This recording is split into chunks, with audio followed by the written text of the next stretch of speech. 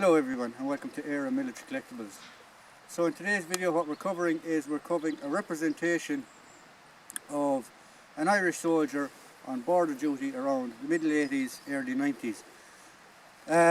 More towards the early 80s, and I will tell you why and how easy it is to change this representation or this impression. This rifle is the British SLR. Now the Irish did use the same rifle or the same pattern of rifle at the time, but theirs was the Belgian FN and there were slight differences to it. The muzzle flash hider was different. Theirs was fully automatic, whereas this one is semi-automatic, and other slight little changes, but other than that the rifle is the exact same. So we'll just put that down there and we'll talk about some other little bits and pieces. So we'll start from my head and we'll work down. So on my head is the Oralite helmet.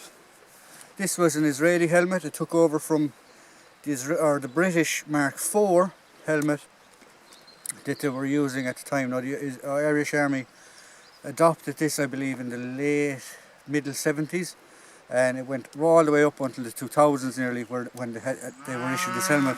This one is actually 1985. I don't know if you can see it there on the inside. The manufacturing tag is there, 1985.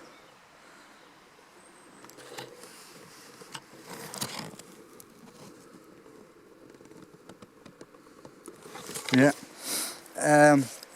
It is a size medium. Now how they basically camouflage these, they did later on come with covers, but initially what they would do is they would get a scrim net. Now this one has been sprayed.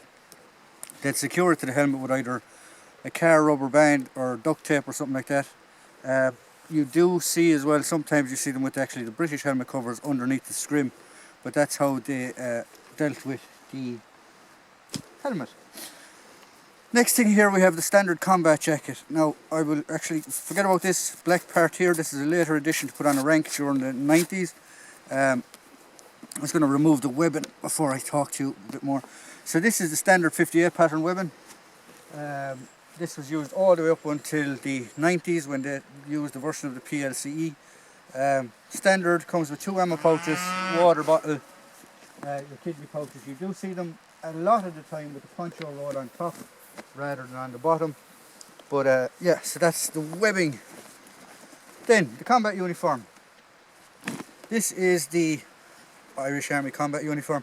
This was used all the way up until the 2000s. I believe 2001.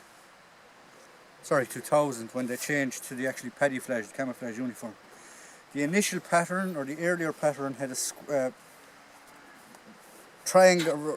rectangular pocket on the chest on both sides, whereas this one has 2 diagonal pouches or pockets on either side of the chest, and it's got 2 side pockets as well. Pretty much standard. This was worn over the general service shirt, which I'm wearing at the minute, and a woolly pulley jumper, or just depending on the heat you would take off the woolly pulley jumper. Pants, standard green pants, cargo pocket on either side, and then on the groin is your field dressing pocket. The boots, these boots are slightly incorrect. These are British high top boots. These would have been used at that time frame. But the Irish Army had awful problems with their boots around then, so private purchase boots was a common thing where you didn't actually see the guys wearing the British Army boots. So I've taken a liberty here of having the boots, and here we have the British high top boots. So that's pretty much it. That is the uniform and a representation, an impression, whatever you want to say, of Irish Army soldier on border duties in the middle 80s to the early 90s, when things started to change. You could get away with this uniform all the way up until the Good Friday Agreement if you just change the webbing and change the rifle. PLC webbing, green olive drab PLC webbing, and the Steyr AUG rifle, and you could go all the way up until 1998, this impression. So I hope you like what we provide here at Era Military Collectibles. Please like, please subscribe, please tune in for the next video, and thank you very much.